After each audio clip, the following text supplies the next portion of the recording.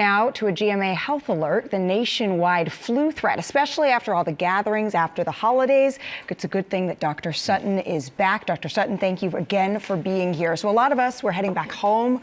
Our kids are heading back to school. What's the most important thing to know about these new flu numbers? That the flu is out there. When you look at these numbers, it is more likely that you're going to be exposed to the flu, so you just have to prepare. And these numbers, not only are they grand in terms of the totals, but the rate of change is significant. That 81,000 hospitalization rate, that's a 65% increase compared to the week prior. So you can understand how during a heavy flu season, which this season is proving to be that because all of our numbers are higher than where they were this time last year, you can understand how that number can go over 500,000 patients per year affected, hospitalized by the flu. Nearly 20 states with a high or very high title. Again, so important to understand that your risk of exposure is high, so you must protect yourself. Okay, so with those numbers going up, let's say you were around an aunt who was coughing, an uncle who was maybe a little bit sick. What do you do now that you've been exposed? Or a toddler who's climbing around you like you're your own jungle gym. I've experienced that myself, and I've gotten that phone call where it says, hey, so-and-so has gotten the flu, and then you say to yourself, oh, all right, what do you do next? You can expect for flu symptoms after exposure to start within 1 to 4 days, but for most it's about day 2.